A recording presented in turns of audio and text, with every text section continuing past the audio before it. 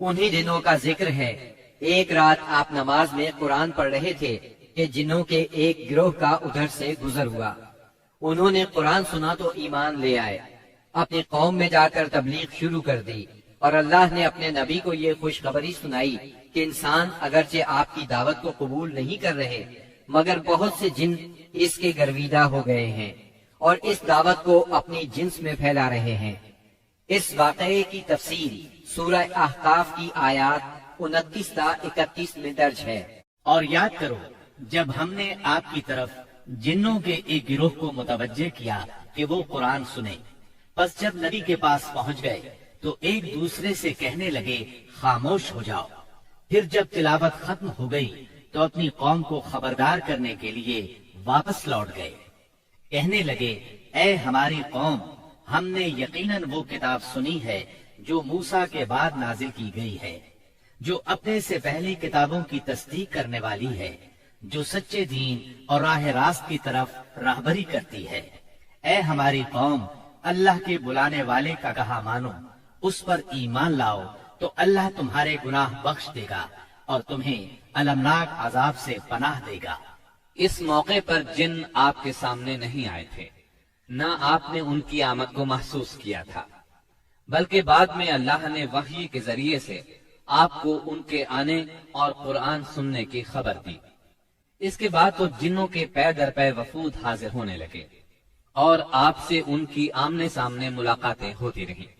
چند روز بعد رسول اللہ صلی اللہ علیہ وسلم نخلا سے نکل کر مکہ معظمہ روانہ ہوئے۔ آپ کو اللہ کی طرف سے کشادگی اور فراخی کی امید تھی، جبکہ قریش کی طرف سے شر اور گرفت کا ڈر بھی تھا، اس لیے آپ نے احتیاط فرمائی۔ مکہ معظمہ کے قریب پہنچ کر ہیرا میں ٹھہر گئے اور اخنس بن شریک کے پاس ایک آدمی بھیجا کہ وہ آپ کو پناہ دے، مگر اس نے معذرت کر لی کہ وہ حلیف ہے اور حلیف پناہ نہیں دے سکتا۔ پھر آپ نے سہیل بن عمرو کے پاس یہی پیغام بھیجا، مگر اس نے بھی یہ کہہ کر معذرت کر لی کہ اس کا تعلق بنی عامر سے ہے اور ان کی پناہ بنو کعب پر لاگو نہیں ہوتی۔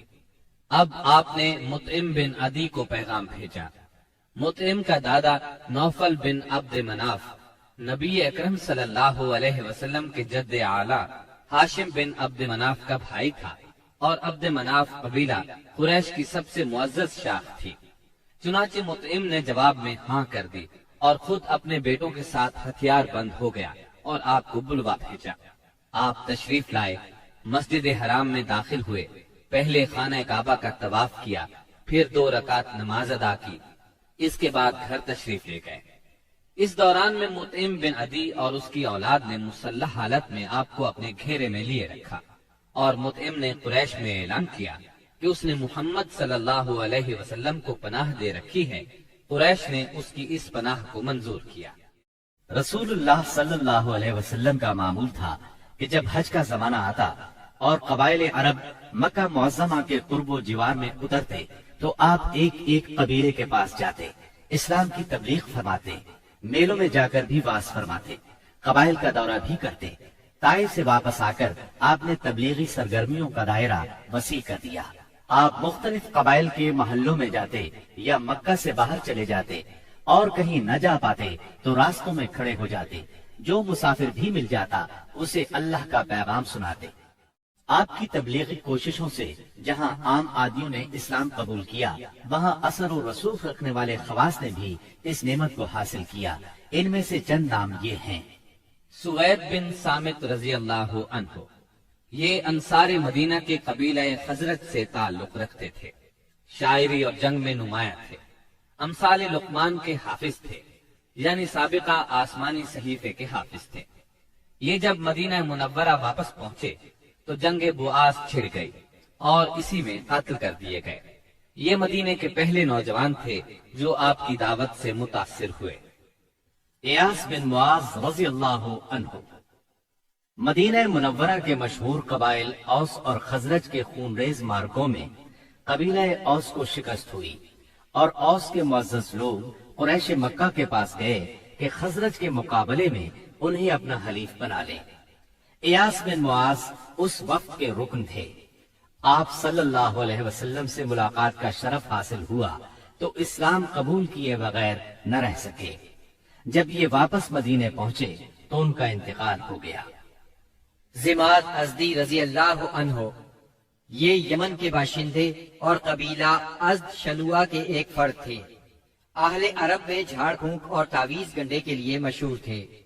انہیں کسی نے آپ کے بارے میں بتایا کہ آپ پر جنات کا اثر ہے، تو یہ آپ کا علاج کرنے کی غرض سے مکہ آئے اور پہلی ہی ملاقات میں آپ کے ہاتھوں پر بیعت کر کے اسلام قبول کیا، پھر واپس یمن چلے گئے۔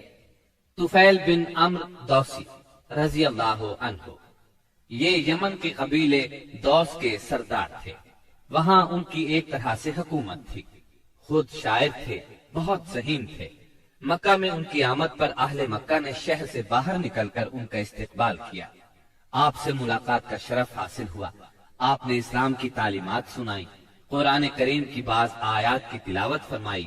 اللہ کے کلام کے اثر سے وہ بھی ایمان لے آئے۔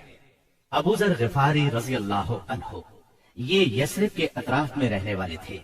رسول اللہ صلی اللہ علیہ وسلم سے ملنے کی خواہش میں پیدل چل کر مکہ معظمہ پہنچے۔ سیدنا علی رضی اللہ عنہ کے ساتھ آپ کی خدمت میں پہنچے۔ آپ نے انہیں اسلام کی تلقین کی۔ ابو ذر اسی وقت مسلمان ہو گئے۔ آپ نے ان سے فرمایا، ابو ذر ابھی اس بات کو پوشیدہ رکھو اور اپنے علاقے میں واپس چلے جاؤ۔ جب تمہیں ہمارے ظہور کی خبر مل جائے تو موقع دیکھ کر آ جانا۔ سیدنا ابو ذر غفاری رضی اللہ عنہ نے عرض کیا، پہلے تو اس خیال سے اپنے مکہ آنے کا مقصد چھپایا تھا کہ کہیں دشمنوں کے ہاتھ نہ لگ جاؤں اور سیدھا آپ کی خدمت میں نہ پہنچ سکوں۔ اب کیا ڈر ہے، میں تو اب کفار کے درمیان اسلام کا اعلان کر کے ہی وطن جاؤں گا۔ چنانچہ ابو ذر غفاری رضی اللہ عنہ کعبے میں آئے۔ وہاں قریش موجود تھے۔ ان کے اجتماع میں بلند آواز سے کلمہ شہادت پڑھا۔ بس پھر کیا تھا، کفار پکار اٹھے، مارو اس بے دین کو۔ کفار چاروں طرف سے ان پر ٹوٹ پڑے، انہیں نیچے گرا لیا اور خوب مارا۔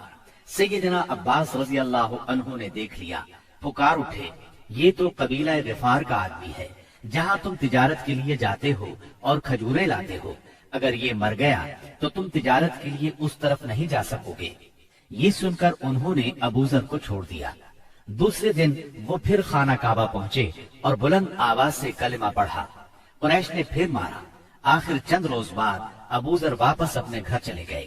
یہ پہلے صحابی ہیں جنہوں نے اسلام کا کلمہ بلند آواز میں پڑھ کر خانہ کعبہ میں کفار سے مار کھائی اور اسلام کے لیے ہر سختی کو خوشی سے برداشت کیا۔ نبوت کے 11ویں سال موسم حج میں یعنی جولائی 620 عیسوی میں اسلام کو چند کارآمد بیج مل گئے۔ وہ دیکھتے ہی دیکھتے سرسبز و شاداب درخت بن گئے۔ ان کی لطیف اور گھنی چھاؤں میں بیٹھ کر مسلمانوں نے برسوں کے ظلم و ستم کی تپش سے نجات پائی، انہیں راحت نصیب ہوئی۔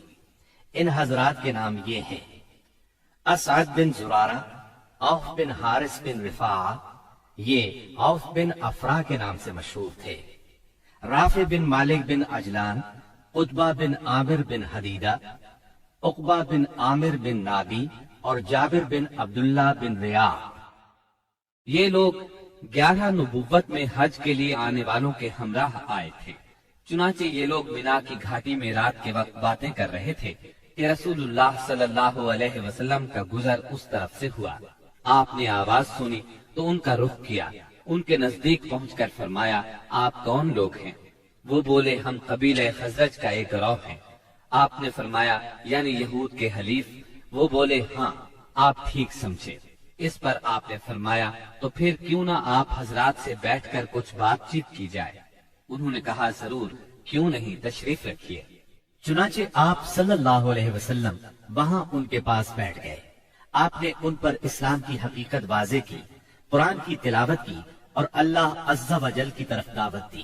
اس پر انہوں نے ایک دوسرے سے حیران ہو کر کہا، دیکھو، یہ تو وہی نبی معلوم ہوتے ہیں جن کے حوالے سے یہود تمہیں دھمکیاں دیا کرتے ہیں، کہیں وہ اسلام لانے میں پہل نہ کر جائیں۔